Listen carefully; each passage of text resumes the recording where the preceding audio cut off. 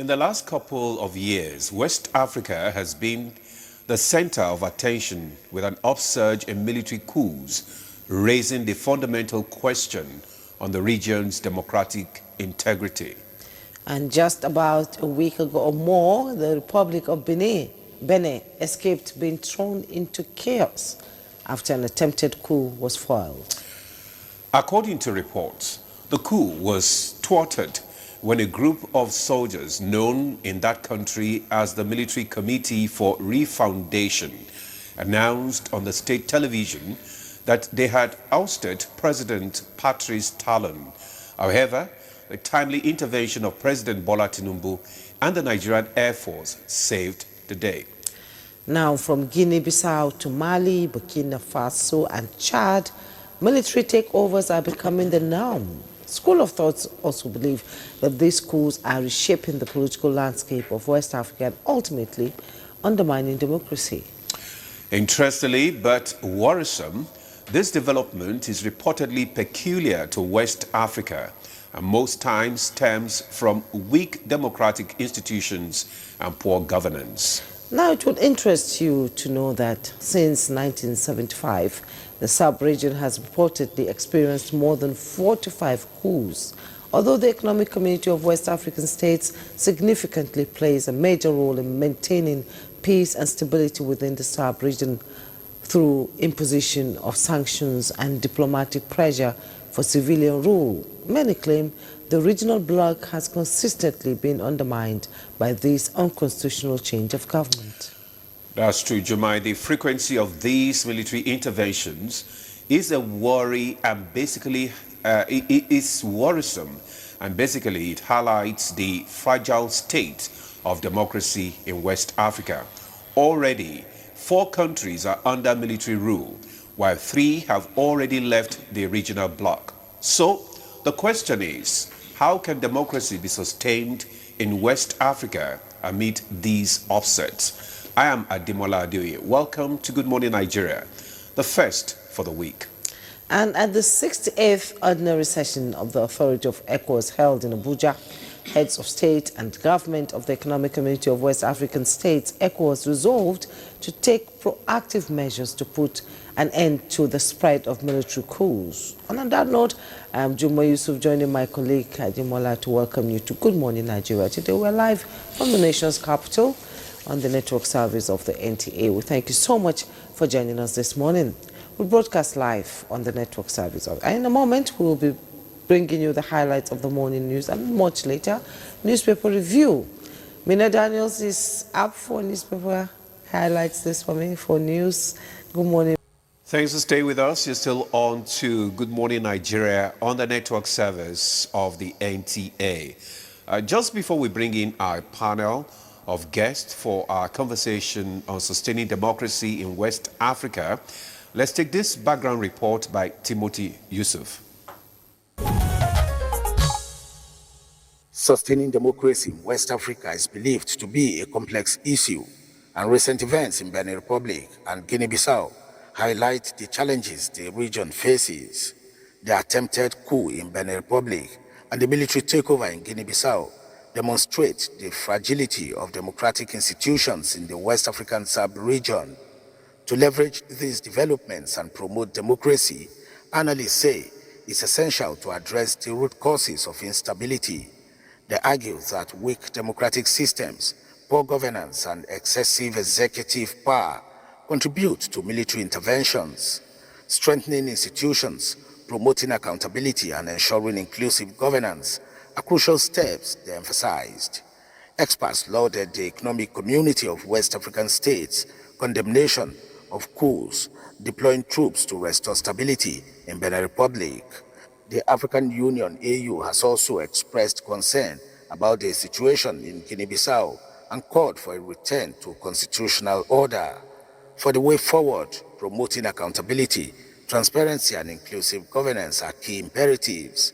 Implementing policies to reduce poverty, inequality, and unemployment are also key factors for a turnaround. Stakeholders suggest that empowering ECOWAS and AU to promote democracy and stability in West Africa will be an added positive drive. By addressing these challenges and supporting regional efforts, West Africa can work towards sustaining democracy and promoting stability in the region. Let's now join our guest in the studio for more. Thank you, Timothy Yusuf, for the background report. And we have here joining us in the studio to push this conversation and so that we can get more clarity on the situation on ground in West Africa. I have seated here in the studio Ambassador Joe Keshi, former Permanent Secretary, Ministry of Defense. Welcome to Good Morning. As always. Foreign Affairs. Foreign Affairs, sorry. I'm so sorry. Okay. Yes, Foreign Affairs, Ministry of Foreign Affairs. You're welcome to Good Morning. As always. Good morning. Regular. Nice to see you Thank all you and compliment of the season. Yes, Same thank to you you, so sir. much for coming. And we also have seated in the studio Dr. Abdulrazak Saliu Ibrahim, Department of Political Science and International Relations, Nile University.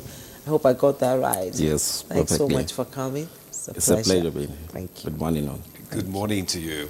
And joining us from our Lagos studio is Dr. Nicholas Idris Erame. Dr. Erame is a Senior Research Fellow and Head International Politics Nigeria Institute of International Affairs, NIIA, in Lagos. Dr. Erame, it's good to have you join us on this conversation.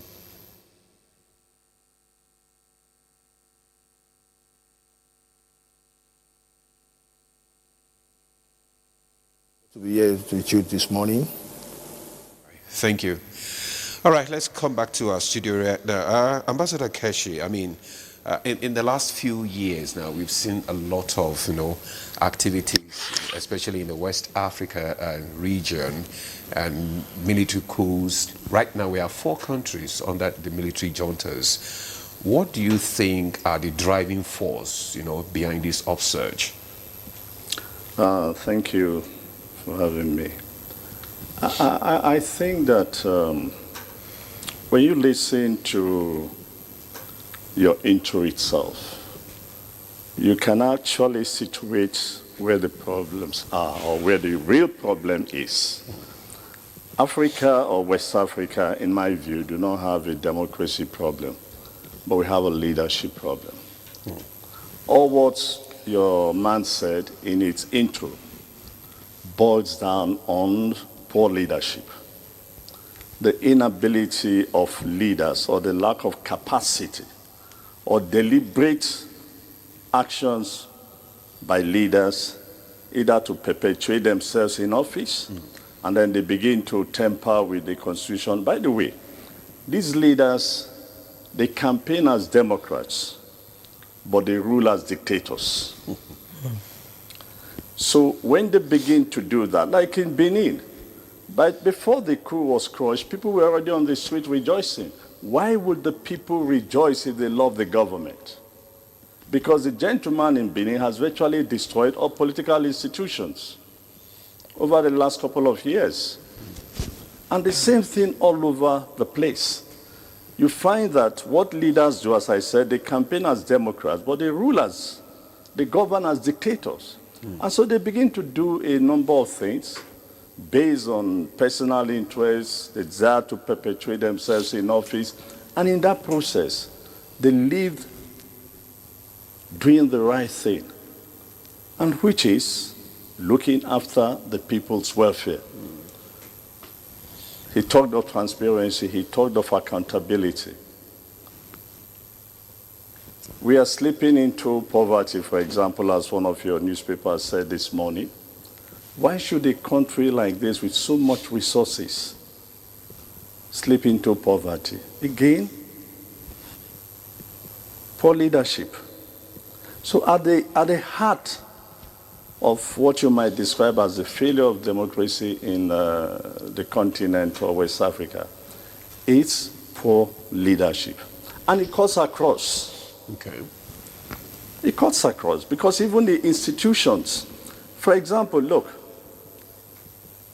in the United States today, Donald Trump is possibly behaving like an average African leader. He's doing the best he can he loves dictators, so he's doing his best to, behave like one himself. And sometimes I'm sure He wonders why someone like Biya or Putin will stay forever and he will only stay for 4 years. You understand? But because the institutions have been built over the years, they are strong enough to challenge and sustain democracy. The courts are strong enough, confident enough to hold the president accountable to say, no, you have no power to do A, B, C, D. And in that way, they sustain the system. So in other words, you're saying we have weak institutions. We have weak institutions because the leaders have made institutions weak, deliberately weak. Look, if you do not weaken the institutions, there's no way you can assume power. Like today in this country, for example, we have virtually destroyed other political parties. It was deliberate. And this, when you look at the history of how dictatorship emerged, that's the first thing you do, destroy the institutions. Because when the institutions are weak, they're in no position to challenge you. That's the leader. And consequently, the leader begins to do everything. But the truth of the matter is that history has taught us that these things do not last forever. Even if you take the history of this country, what is going on now, we saw it in the First Republic, we saw it in the Second Republic and things like that. Somewhere along the line, it collapses for the simple reason that the people themselves do not like it. And that is why anytime there's a coup in any country, people rush out. But what is the role of the legislative? Which legislative? They said that's the first thing they do. Because they are supposed to act as checks and balance, you know. I was on another program yesterday, I think, and I suggested that, for example, the vetting process, when appointment is made by the president, I suggested that it should be scrapped, removed from the Constitution. I remember a story my young daughter, when she was very young, told me that a pastor went somewhere and told the story of how Jesus said, if they slap you, turn the other cheek. And, and he said something and somebody slapped him and then he turned the other cheek. The guy gave him a good blow and, and that was the end. He got back to his base and said, look, let's remove that chapter from the Bible. You saw the screening of the ambassadorial. That's not the way it was designed to work. Because where we copied the Constitution from, one person could actually be screened for 3-4 days. But here, you screen 60-something people in one day. Just take a bow. And you say they have no skeleton in their no skeleton in it. But then when you go through the papers, for some of them who've been in political offices and so on, there are lots in the papers. Yes. So even if the security do not report anything, the papers are there for the legislators. And the skeletons are there. The skeletons are there. Okay. Thank you so much. I like the fact that you say it's not a problem of democracy, but a problem of leadership in West Africa. And we know that ECOWAS and AU was created to sort of, defend democracy. And we're going to go deeper in this conversation. We'll talk about the effectiveness in responding to the recent wave of coups in West Africa. Now let's bring in, we'll have to step out of the studio now to our Lagos studio, where Dr. Nicholas Idris Arame, Senior Research Fellow and Head, International Politics, Nigeria Institute of International Relations, NIIA. You've listened to the opening statement of Ambassador Keshi. Now the region, is witnessing a systematic sort of failure of democratic governance, in your opinion, or a failure of regional enforcement mechanism? Because yesterday at the meeting of ECOWAS, we had some strong words coming out from the leadership of ECOWAS. Let's get your own opinion on that too.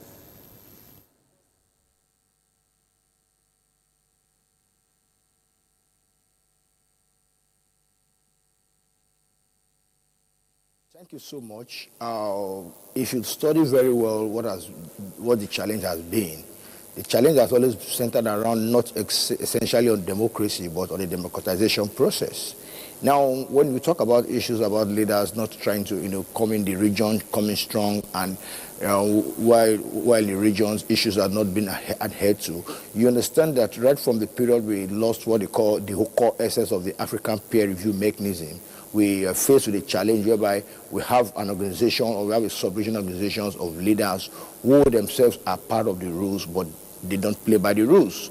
So if you have a situation like that, what we see is that there's a tendency for some leaders wanting to go out of the rule or to disobey regional positions on issues like that. But of course, it's not unexpected, because most of the issues that have happened within the West African region, what we have seen is that it's more like a contagious effect.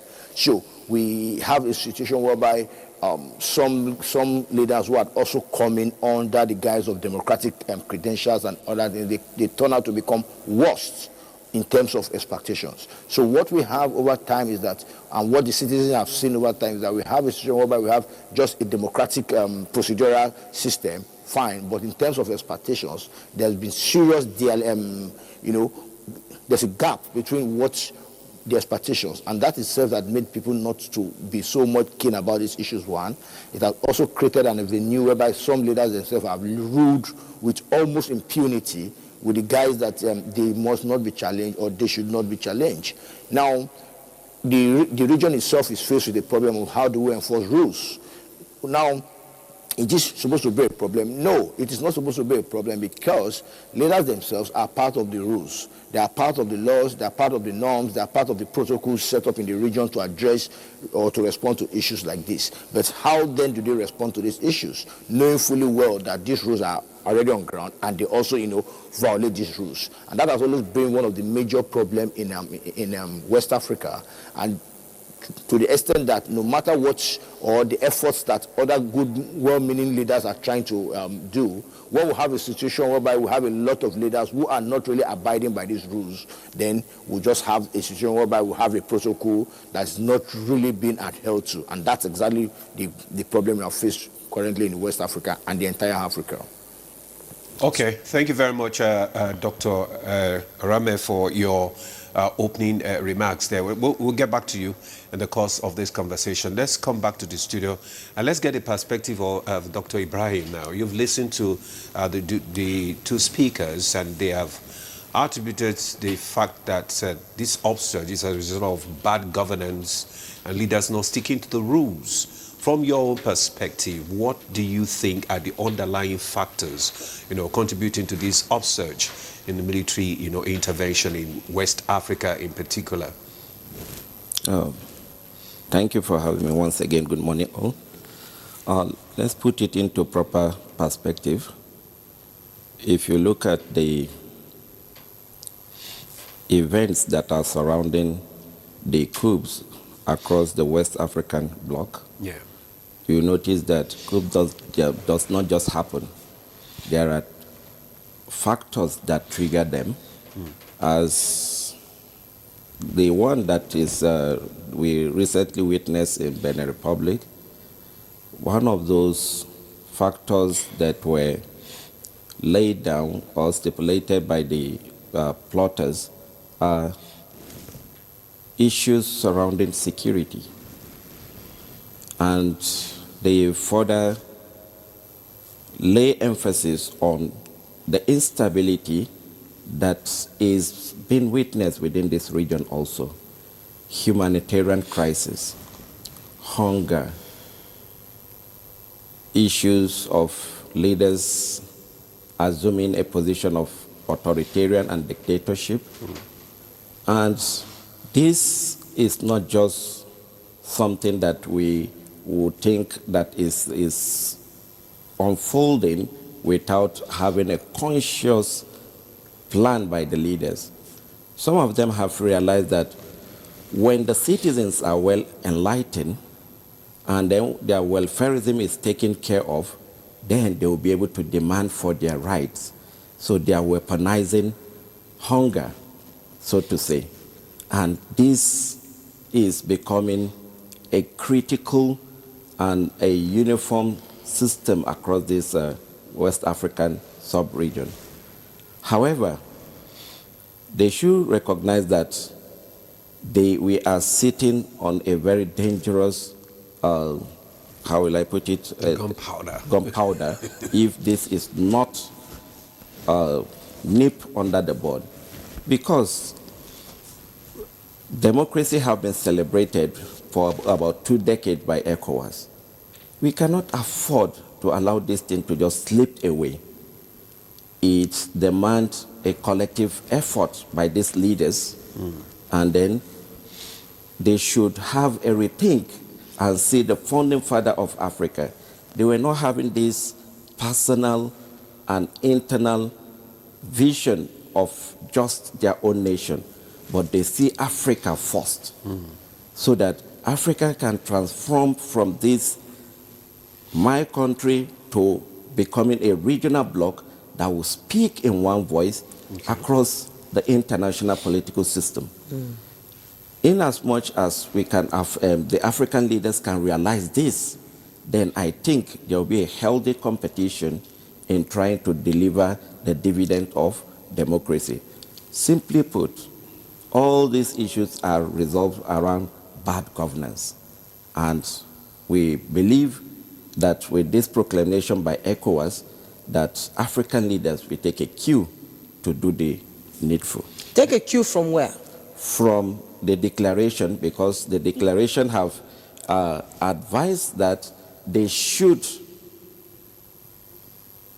abide by the principle of democracy and then good governance. So if they will learn from this declaration, I think they will be able to solve this issue of... But from what Dr. Rama said, I mean, the same people, the same leaders that are supposed to enforce this are the corporates that they want not sticking to the rules. So what's the way out?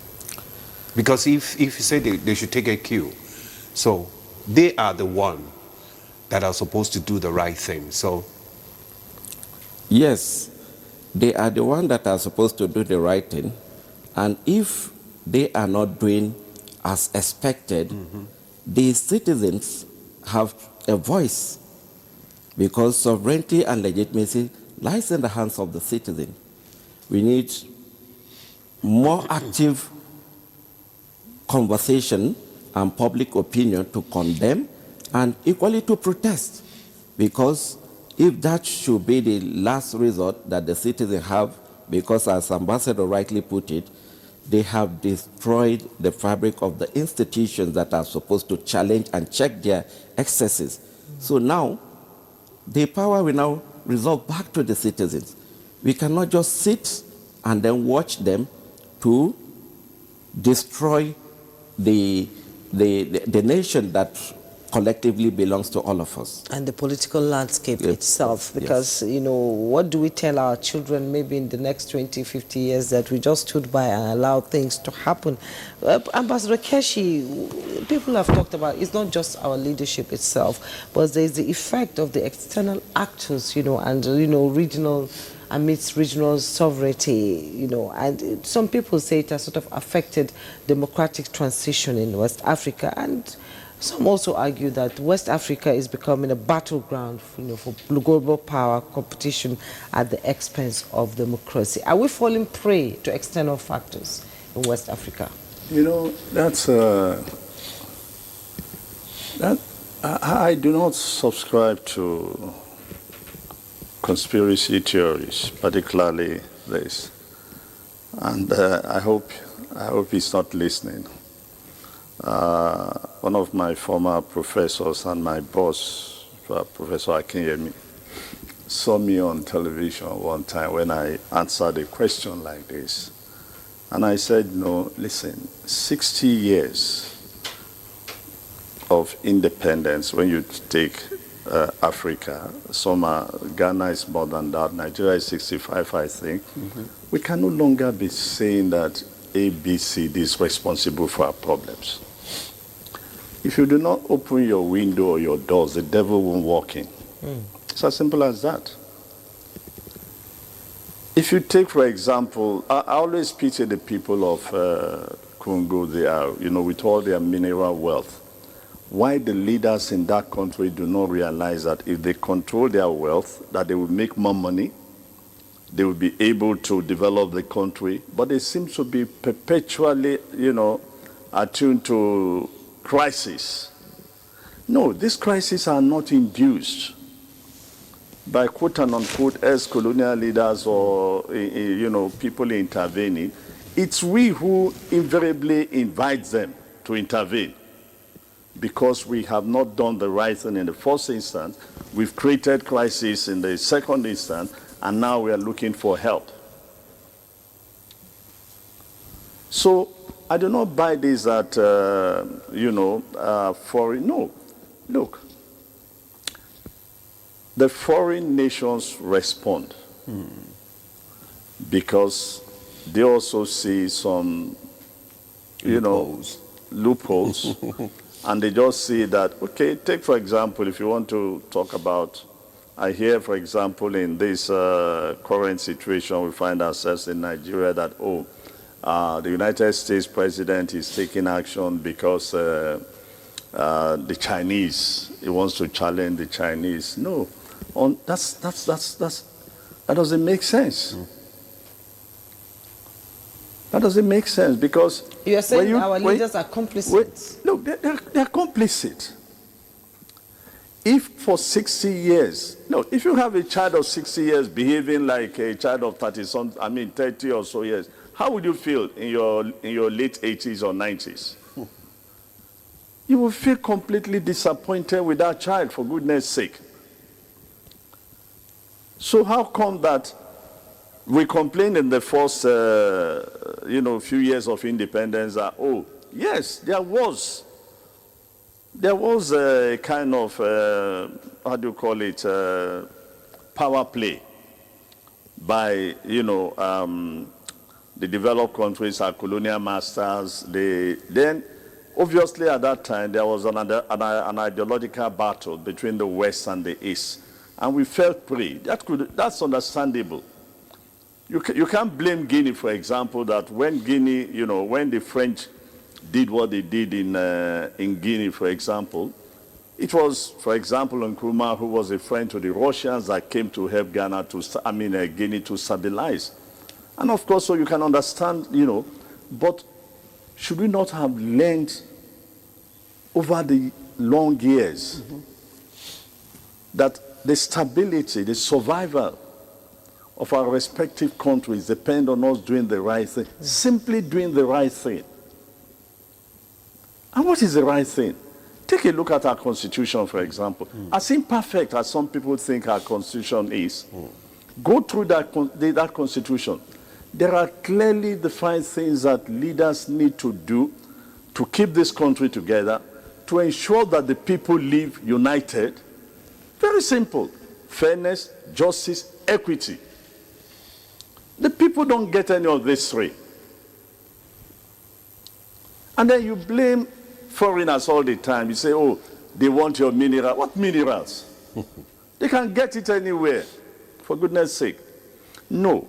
The problem, again, I keep emphasizing, has to do with the fact that our leaders are the main culprit, as you rightly put it. And until we find a way to resolve that leadership problem across board. And I go back again to say that in areas where, look, when you go through the history of Europe, there was a time they had the 80-years-old war. In fact, the EU was created as a result of efforts to end perpetual war in Europe. And you can see for how many years now, there's been no war in Europe until Putin and Europe has completely changed. There was a time Europe fought for 80 years continuously. But look at where they are today. They've built democratic institutions. Every leader has, if it's 4 years, you spend 4 years, you leave. If it's 5 years, you spend 5 years. They have periodical elections. There's been nobody complaining anywhere that elections are rigged. No INEC to decide anybody's, future and things like that. But these same people you are accusing, by the way, are spending a lot of money to help your democratic process stabilize. They are spending a lot of money. They want to trade with you. They want to be part of your development because they are putting in money to help you one way or the other. So you can't take their money, run an election that fails, and then turn around to say, oh, they are looking for your... What minerals? I hear these things all the time, and you know, I just think it's intellectually lazy for us to be making that kind of argument. We must situate the problem where it is until there's a change, mindset change across board of our leaders. You talked of the agreement that was just, the proclamation yesterday by ECOWAS leaders. I was listening to President Mada Abiyo read this thing yesterday, and I was smiling to myself. We've written some of these things in the past. It's just a rehash of what has been said in the past. And immediately after the conference, the leaders forget what they said, and then they go back, sorry to say, to their bad ways. And this is why I make the point, anytime there's a coup in any country, the people rejoice. Why do they rejoice? Because they just feel that, look, hopefully the next government will do better. Learned their lessons. That the incoming government will learn their lesson. But unfortunately, it does not also happen because the new guys begin to play their own games after a while. Coups, it's not the way out. There was. Coup is not the way out. Yeah. But somehow it has people rejoice because they do not see any way out. Look, if there's a coup in Cameroon, for example, will you be surprised? The people will jump into the street and rejoice because they've had one man for 40-something years. The same in Uganda. In fact, the man in Uganda is saying that, is the Gen Z that wants him to run. He's not campaigning. They're using his effigy. And then you tell me that the people are happy with that? No. Then you lock up opposition leaders and run an election where you are the only candidate. And then you say that there should be no coup in those areas. No. So at the end of the day, you see the manipulation of the leaders, their efforts to perpetuate themselves in office, their selfishness, their lack of concern. He's talked of security. How do you explain, even in this country, that for 15 years we've not been able to solve a security problem? Then you begin to ask yourself, what problems can we solve? Indeed. We can solve life problem and and the rest of it. So let's not blame foreigners. It's like husband and wife having problems, and you are blaming us when the problem is inside the house. Yes, we need every nation needs to to sort of look at the big elephant in the room, and which we all know it's corruption. Let's bring in Dr. Rame into this conversation now. We've talked about accountability and credibility of governance in West Africa, and there have been coups surrounding Nigeria, sort of right now in the middle of it all, and coup leaders in those countries that have had coups argue that democracy failed to address insecurity itself. And now ECOWAS had a platform yesterday to sort of issue strong words to countries who have coups in their countries. Now, how do ECOWAS and the AU, how can they respond, to this narrative that these coup plotters in those countries around West Africa are saying that tackling insecurity and tackling corruption is key to having a stabilized democracy in the region?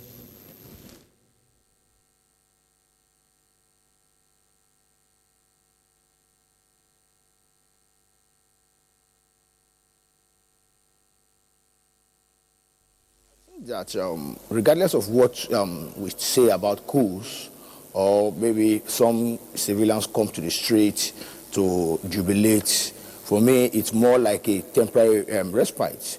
Coups are coups, and coups are not to be tolerated into. All right. Has gone there. Okay. Can you respond to that? Yes. Okay.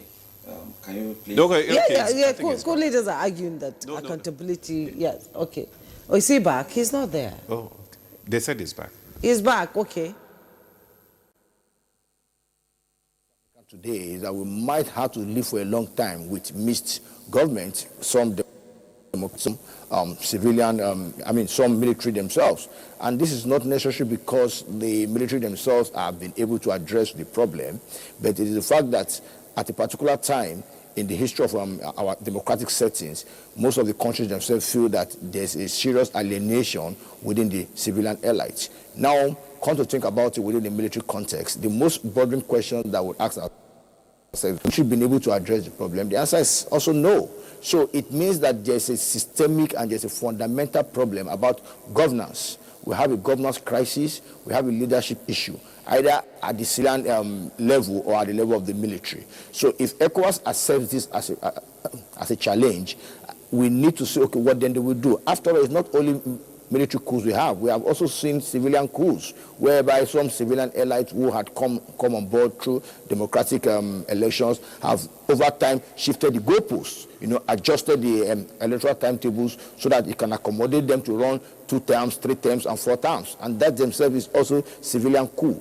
But all these issues come back to, first, the kinds of disposition we have about governance, the kinds of disposition we have in terms of citizens and government relations.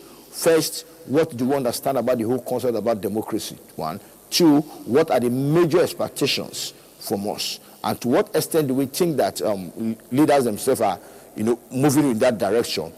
And 4, what is ECOWAS really doing? And sometimes we talk about ECOWAS as an abstract organization, but don't forget that ECOWAS itself, it's an organization of these same leaders. So if we have leaders who are adjusting the electoral timetable of their countries to accommodate them for second, third term and other issues, and we also have military leaders who had also come on board military coups and also do the same, you see that what then it means is that there's a fundamental problem. Now, how is this problem?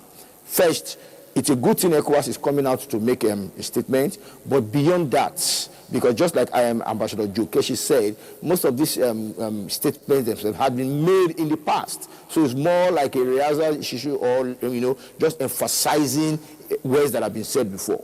Now, if West Africa is to be more stable, we need to have a strong understanding that democracy is in game, 1. 2, we need to have people who believe in the system, who are able to run the system. And don't forget that if we take it very well, the kind of issues we are even talking about in Africa, democracy, is not even about the whole concept about democracy. What we are celebrating so far is what they call electoral democracy. So for some leaders, so far we are able to conduct regular elections themselves and do some few things. That is democratization itself. But it goes beyond that. But of course, Africa itself is a growing nation. We are abiding by these issues slow by slow. Now we need to say, okay, let's first achieve that extent before we begin to push to other parts of democracy, issues about human security, issues about economic freedom, issues about welfareism, and some other things like that. So it boils down that the ECOWAS itself has a lot to do. The ECOWAS itself, over time, has been seen more to being reactive than being proactive. If we look at some of the coups we have also had, some of the arguments by these military leaders who have taken over power, and even their citizens, that the ECOWAS itself is not cognizant or does not take into cognizance their core challenges. And for them, ECOWAS only respond to their country issues whenever civilian elites are being pushed out. So in other words, the understanding about the ECOWAS is that it's more like an organization that is protecting corporate interests of elites as compared to what it is being expected to do. So one thing is a good thing that ECOWAS has made this pronunciation again, but there's a need for ECOWAS to move beyond just mere pronunciation to ensure that it is strict with its pronunciations. Take, for instance, in the recent coup that just happened in Benin, you see how ECOWAS responded to it swiftly. Perhaps because of the past experience, they have seen that their non-ability to respond to these issues promptly themselves might have either escalated the issues or might have also ensured that other nations follow suit. So ECOWAS has a lot to do. ECOWAS needs to move beyond rhetoric to say that it should be more pragmatic in terms of ensuring that leaders themselves adhere to most of its pronunciations. Thank you so much. Thank you very much, Dr. Arame, for that, your submission there. Let's come back to the studio now. Dr. Ibrahim, you listened to Ambassador Keshi and Dr. Arame there. And their submission is that the people that are making, the laws are the ones flouting it. and there is need for us to strengthen our institutions. You understand? So how do we begin to strengthen the institutions to ensure that the leaders are held accountable, for their actions? And the need for us to have, to have a kind of a mindset, a change, reorientation of the mind of our leaders. What is the way out? What do you suggest? No, I think we can strengthen the institutions by firstly strengthening the capacity of the leaders.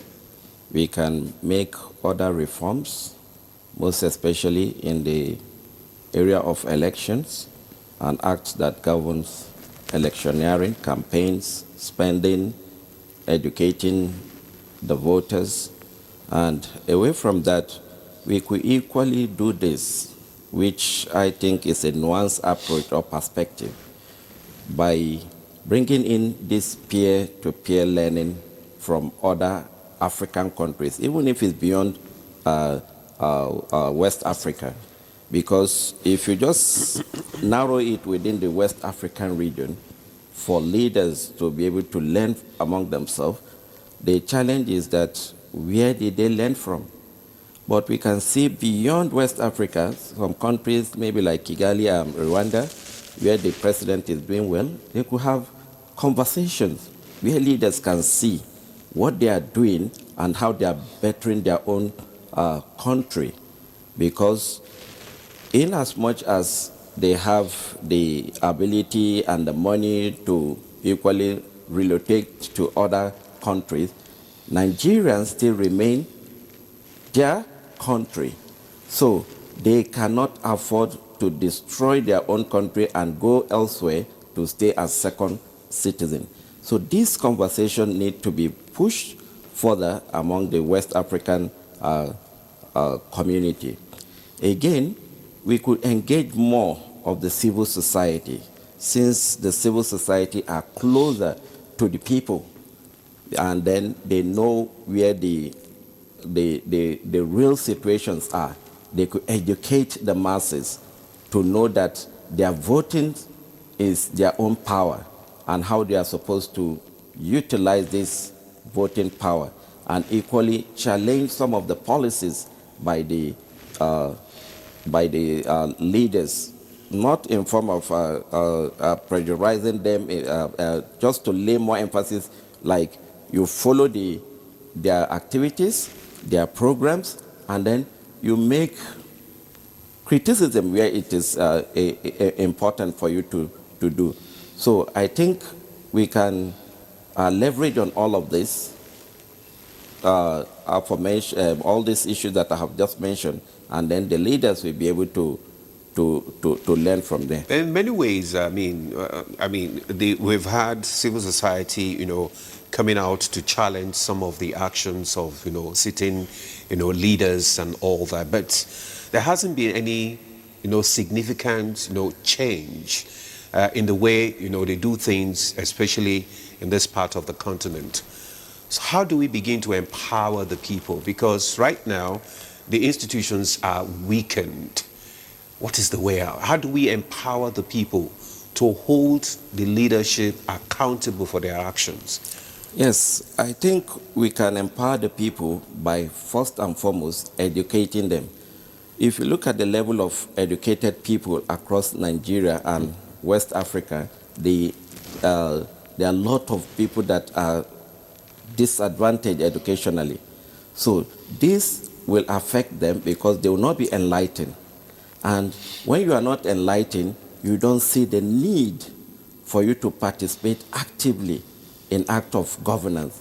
You just see it as their own thing, and then this is our own thing. And you see, for example, in some part of Nigeria, when government made some developmental project, the citizens start celebrating and then praising the government as if the money is coming out of their pocket. But in climes that are more enlightened, they question the projects, whether it is up to standard, whether the there is accountability in the way it's been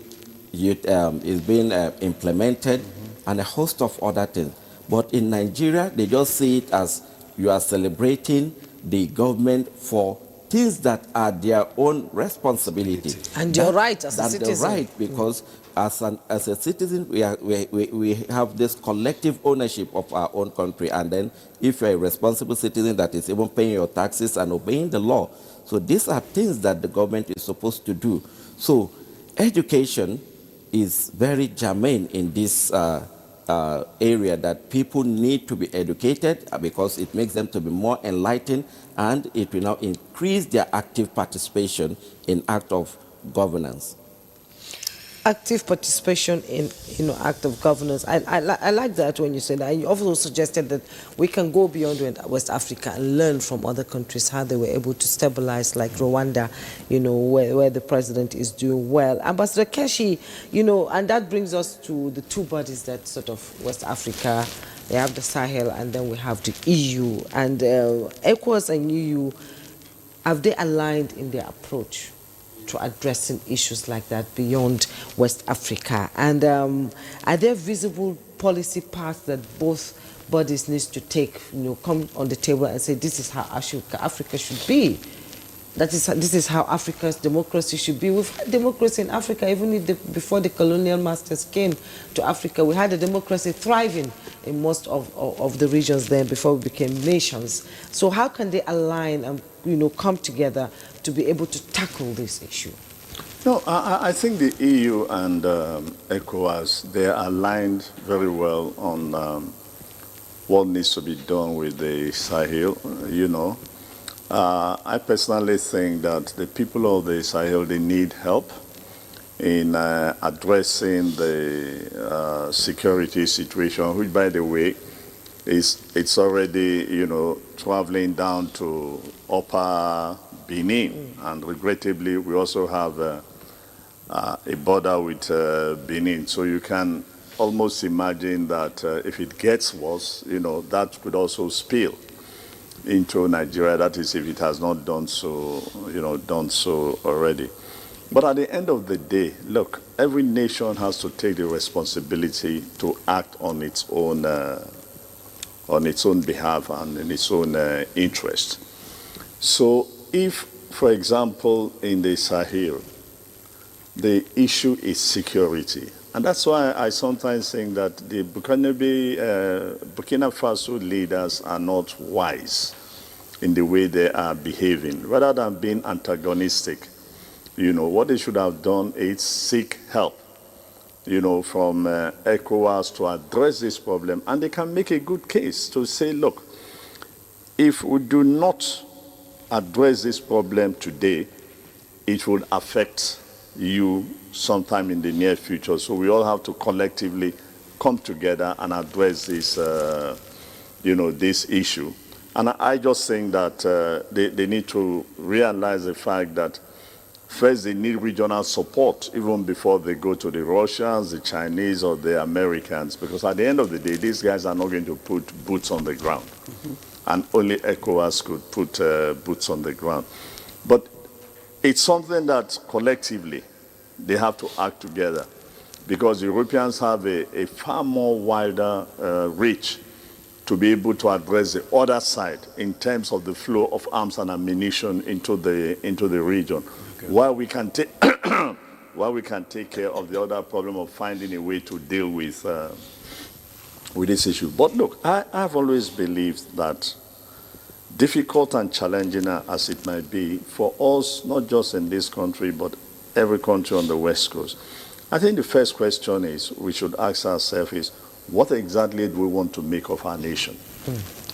And if we agree, people call it elite consensus, if we agree that this is what we want to do with our nation, we set the parameters and focus on doing exactly that.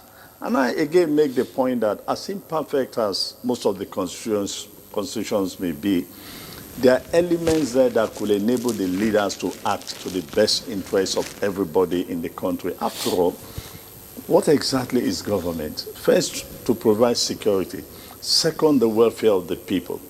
And this too has been a problem for so many years. So the day the elites agree fundamentally on a number of issues, but they must lay down the rules and say, no, you cannot violate this rule, and things like that. Look, think of the years gone by in this country. When Chief Obafemi Awolowo, for example, started free education, the East came out with a variant of free education. The North began to pay people to go to school. So you could see how the leaders of then were thinking. Yeah. They just realized that we needed to do ABCD. And when they, again, the same Southwest Western region established television, the East responded with color television. So it was as if the leaders of those days did realize that, look, they needed to move development in a steady manner until they... Let nobody make a mistake. I'm not in support of any military takeover, because the problems actually we have today were created by the military. The military across board, across the region, cannot exonerate itself from the problems we have today in the sub-region. Because when you go through the eastern part of the continent and the southern, they've relatively been democratic, stable in terms of, they've been going all over and they're making reasonable progress and things like that. So we have to agree, first of all, look, exactly what we want to do with ourselves. If we agree that these are the things we want to do, then we set the parameters.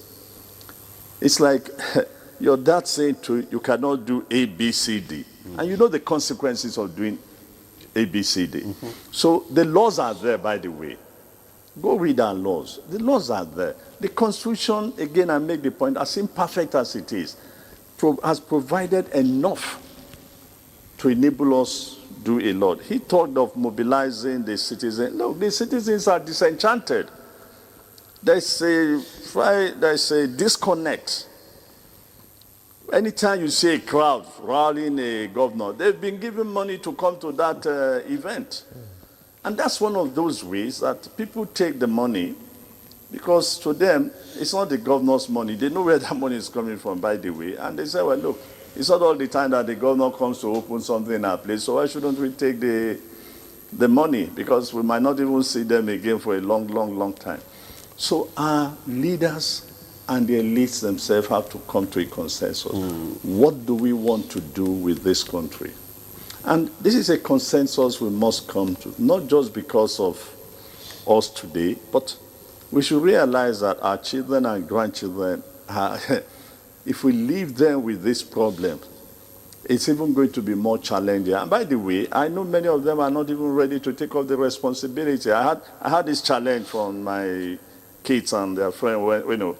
I did say to them one day in a conversation that, our time is over. You guys are going to try and solve some of these problems. And one of them responded and said, Daddy, no. Please, you guys, solve the problems you created before you go. They are not ready to take on. Solve the problems you created before you go. And I've never forgotten that conversation. And that's what our leaders must have in their mind. Because the more we continue to do what is happening today, creating complicated situations when the issues are very simple. What is there in ensuring that everybody has education? What is there in ensuring that we have regular life? What is there in making our hospitals run very well? All over the world, these things do happen. So if there's that elite consensus and not the fact that I want power for myself, for my family, I want influence, I can influence, so that I can remain within that power corridor and things like that. No. The day we remove selfishness and focus on ensuring that everybody is happy, the happiness of the people should be the focus. And we're not just talking of a few, which is what is happening now. but of the vast majority of the people of this country. Indeed. Thank you very much. You've raised a lot of Ambassador pertinent Keshi. questions. Well, we We have some comments and questions from some of our viewers. We want to just remind our viewers that you can send in your questions and comments. You can also, take part in this conversation. Let's read out some of these comments so that Dr. Rame in our Lagos studio can respond to some of this. This one is from, I am Goso Boniface from Orozo in Abuja. And he says, I wish to agree with one of the guests in the studio. Democracy in Africa or West Africa is not really suffering, but the leadership system in Africa is compromising democratic system of Africa. If we have leaders who are willing to fulfill their political manifestos, which the masses have seen beneficial during campaign before voting them into power, and allowing the masses to remind them of their promises, the democratic system will be restored. Now, Ajayi Tunde Moses is from Oroshoki, Lagos. He said, the problem in our democracy is not only leadership, it is inclusive. A situation where a particular tribe is protecting somebody to be punished. External forces are using guerrillas to destabilize in order to satisfy themselves. It is not easy winning the guerrillas, not even the USA. That's Ajayi Tunde Moses. Okay. Yes, Dr. Rame, can you respond to some of those comments sent in by a guest?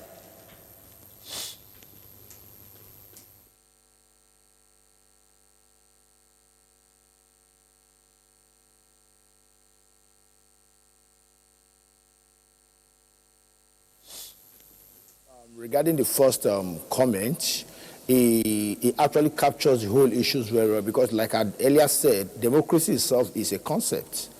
If democracy is going to be sustained today, if we're going to have a good democratization process, it is because we have leaders who are ready to play by the rules, and it's because we have potent laws that are well established, and it's because we have a strong political institutions, either at the level of the institutions saddled with responsibilities to conduct elections or the judiciary, or we also have what they call an active mass citizens. And why do we need this? Of course, it is we can also argue that the masses seems to have been defeated.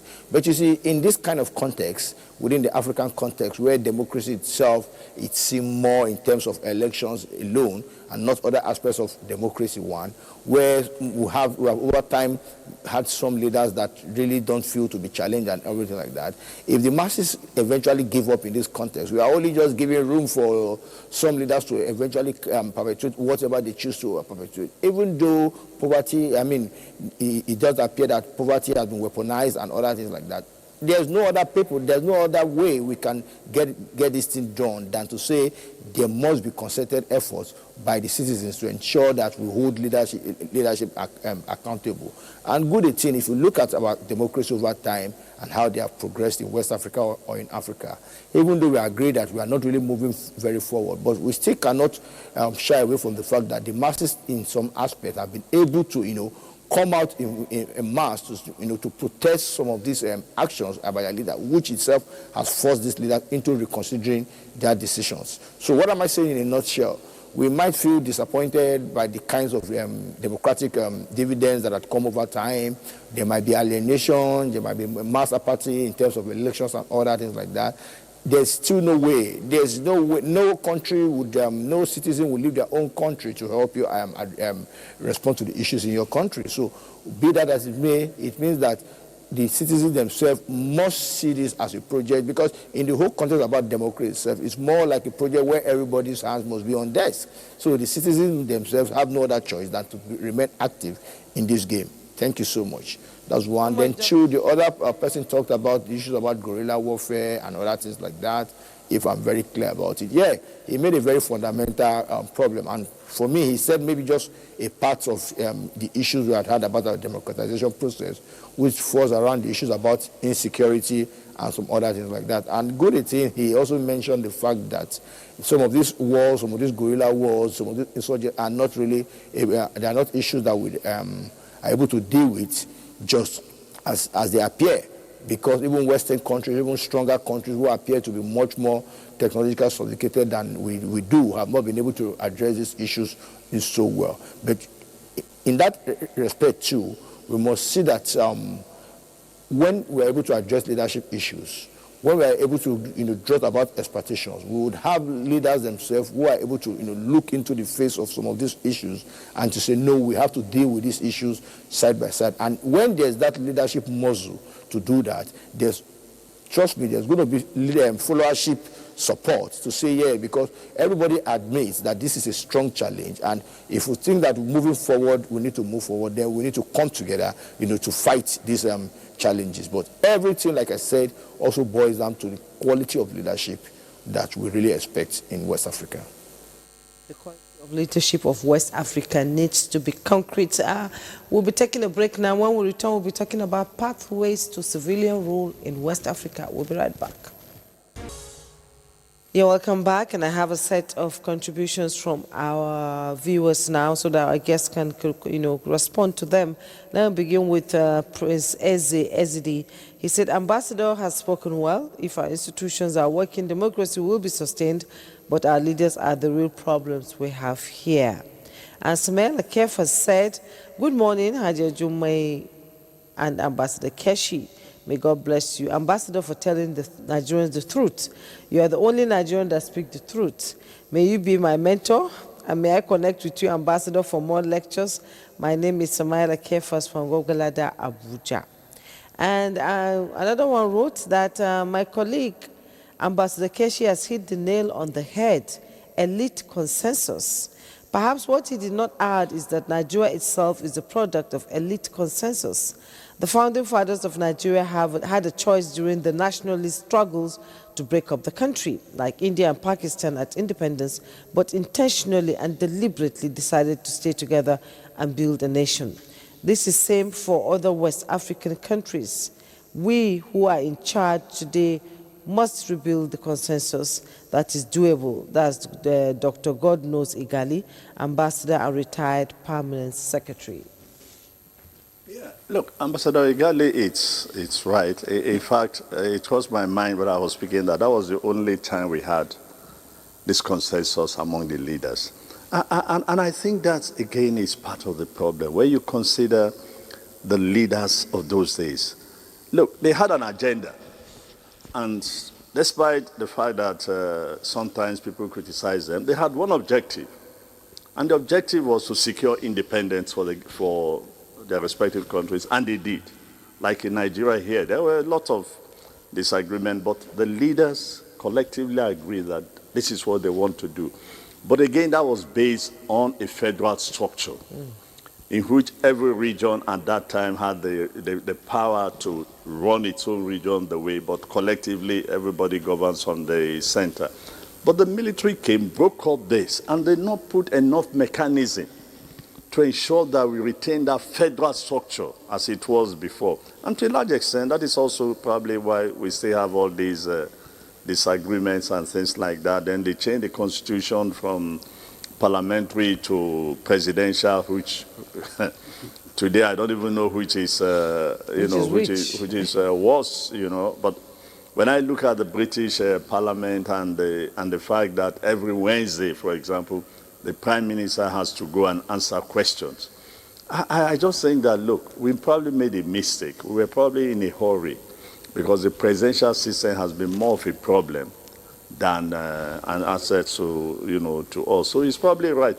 We need to recreate that consensus, and only the elites they can do that. And they have to be sincere if they really love this country.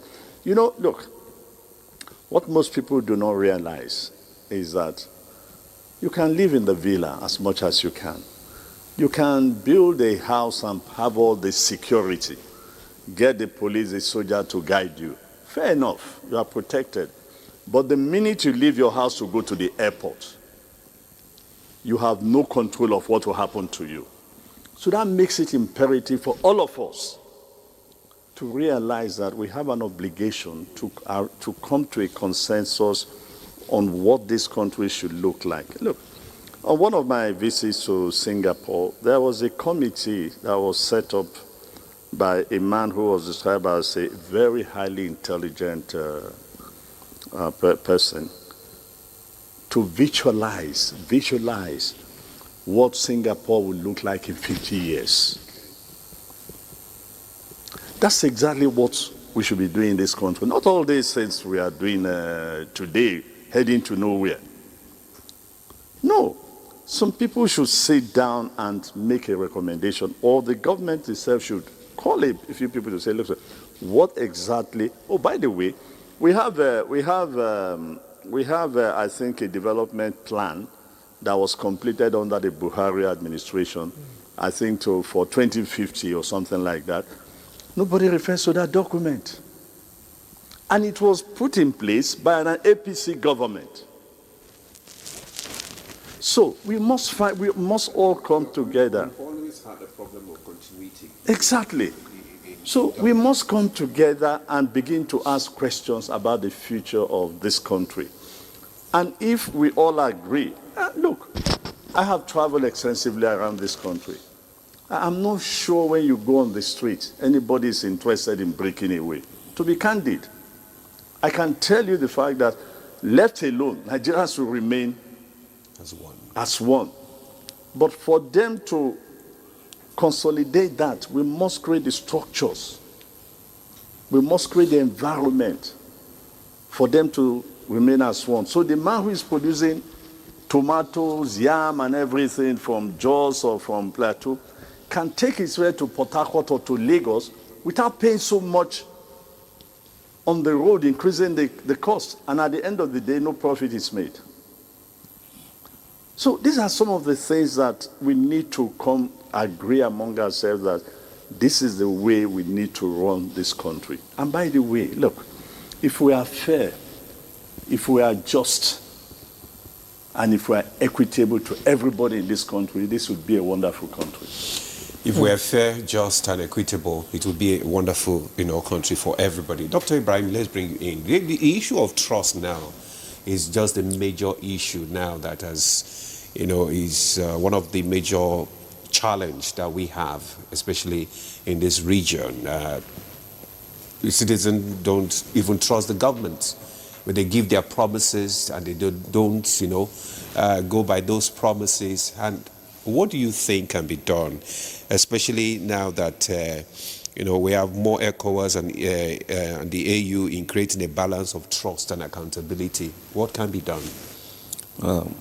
I think the leaders can go back and take a look at their campaign promises, because it is on that the electorate voted them in. So leveraging on this, the leaders will be able to bring in those laudable campaign promises that they have issued out during their electoral campaigns, and then this will rekindle the level of trust in them. Ambassador captured it rightly when he said issue of equity. I think there is this institute that says federal character in appointments, in everything that have to do with Nigerian nation. Are we really implementing this? Are the appointments lopsided that is now bringing this suspicion? And when the people cry, they try to suppress their voices. So if the government can have this good intention by looking at their campaign promises, it's not a rocket science. They should just implement them and give a time frame, and people will be able to see that, yes, this government is working. And that will now rekindle the trust in them.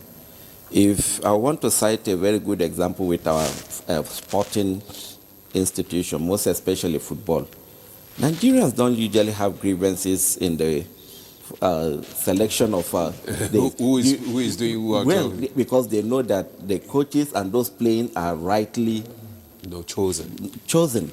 So we are united in hunger, in insecurity, in everything that that affects us. So anyone that will be able to put in policies, implement reforms that is going to tackle all of these challenges, I can bet you that people will not even bother about his tribe, his religion, or his ethnic affiliation.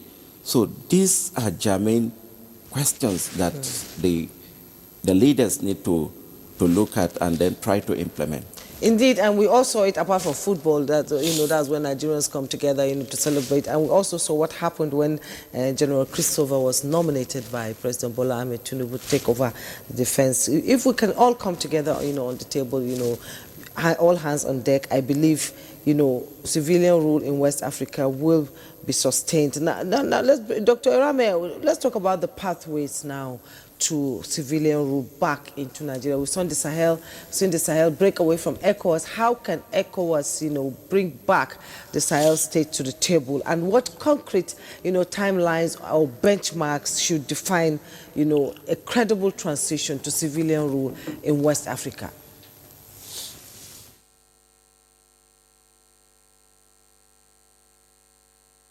Thank you so much. In the heat of the breakup of these three nations out of the ECOWAS, there had been all kinds of concerns both within and outside the continent.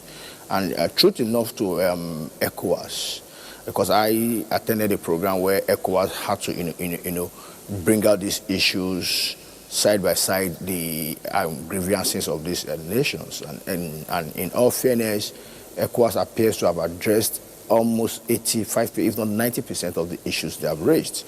But of course, they have still decided to, be on their own because they are sovereign nations, and that falls within their rights, their sovereign rights, to either become part of ECOWAS or not. But what is fundamental is that they are still within the African region, and they are still our neighbors. We interact with them in one way or the other.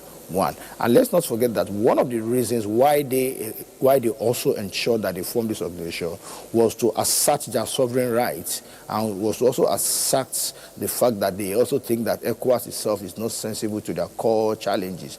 And that itself was a lesson to the ECOWAS as an organization on that issue. And there have been all kinds of arguments to say they are going to join us anytime soonest, and some say they are not going to join us anytime soonest. But for me, I think that much as ECOWAS has done everything to bring them back, these countries have continued to remain adamant of joining the ECOWAS. Rather, they have shown some dexterity of wanting to be alone and to sustain the AES, which is one other issue.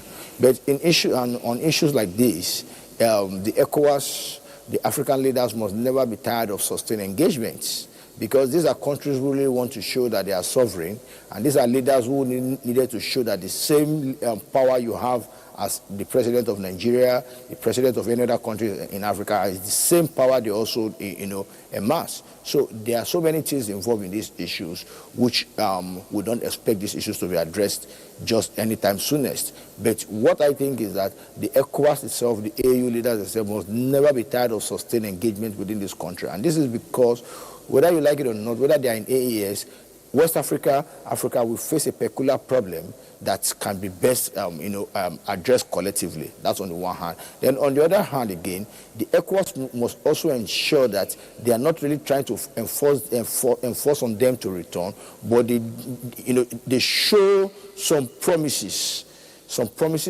or some promising notes, or in terms of actions, the kinds of actions they have carried over time, that alone shows that it's more like a point to say that, this ECOWAS appears to have addressed, or appears to have improved compared to where we left the ECOWAS, and by so doing, we think that with time we're going to join them. So, but if you look at the issues on ground, then there are no basis of setting a timeline, because these are not issues we set timeline, because the AES countries are going on their own, they are waking up every day, they are doing their own activities, just like the ECOWAS or so. But we think that in regional integration, we need everybody to be together. And if that be the case, we need to say that instead of setting timelines, we will rather forget about timelines and focus on sustained engagement before they can really come about that place, one. Then two, again, you talked about the whole issue about military coups and other things in West African region and how these things could be addressed or could be abated. In all sincerity, it doesn't appear that we have seen the end of coups in West Africa. And that does not mean that coups are to be tolerated. But what is fundamental, like I earlier said, is that those countries that are not falling to military rule, it now behoves on their leadership to learn from the experiences of those that are falling to military rule and to begin to, to imbibe basic democratic principles. We need to have leaders that first act by the rules of the game, one. We need to have leaders who put the country ahead of any other thing. We need to have civilian leaders who believe in democratic principles and not those who are ready to either subvert some political institutions or to ensure that they are able to adjust their timelines, because those kinds of tendencies themselves also attract military coup. That's one. Then two, those countries that are falling to military rule, we need to also sustain engagement with them, because it is much more important, because in some of the cases, what we saw is that the civilians themselves came out to the street to jubilate. And it therefore means that within the gales of coups that are taking place in recent times, it appears to be redoing, or what I call rewriting the narrative about our earlier perceptions about coups that would involve blood killings and violent overthrows. It means that in this context, those kinds of thresholds are no longer there. And let's not forget that governance itself has to do with the citizen. So far the citizens themselves say they are okay with the military leaders for now. We need to respect that decisions for now. Then we also begin to talk to them, not in a very combative manner, but in a very, very much engaging manner, to say that, well, we agree that you are doing well, but there's nowhere we can continue to go by this way. You need to show us what you mean by transition. What are your plans to return the country back to democratic rule? And we need to also look at these plans side by side and also state what part ECOWAS could do in supporting them in returning back to democratic rule. So, but at this point, there's no need of trying to force them to return or force some countries not to fall under military rule. The ones ECOWAS can respond to immediately, just like they did in the Benin Republic, it's a fine idea. But when we have issues like that and they're not able to marshal some of those kinds of interventions that was done in Benin, we need to engage these countries, engage with them and sustain engagement so that they can return back to democratic rule. Thank you so much. Rame, we need to sustain the engagement so that they can go back to democratic rule. All right, thank you for your submission there. We'll come back to the studio as we begin to round up this discussion. Ambassador Keshi, earlier on you talked about the youth being disenchanted with these developments, in the region, and asking you to go and solve your problem, don't leave it for them. How do we begin to, integrate the youth into political leadership and decision making? How do we begin to, draw them into, engage them? What do we do? I think two things that we need to do. Number one, it's expand education for all as much as we can, just like the leaders did in the 60s and the 70s. We should also begin to ensure that the youths, they are not just at the periphery. They are not just being used as microphone or loudspeakers during campaigns, but that they are properly integrated, into the political, system itself. But my greatest fear today is that I see some of the youths that are members of the various political parties, and regrettably I'll say this, they are not going to behave better than the leaders, because look, it's a process of socialization. It's like what they say in sociology. If you were born into the den of criminals, chances are that you end up being a criminal. Okay?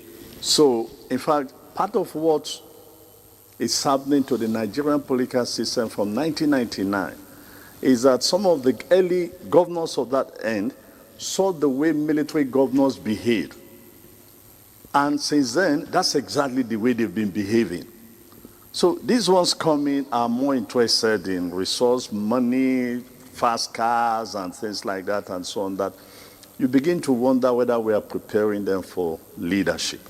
So we should look into the educational curriculum and see, how we can really, retune the mindset, of our younger ones. And unfortunately, they're also being influenced by the modernity, the global public communication. So it's, and to my friend before I end, you were talking of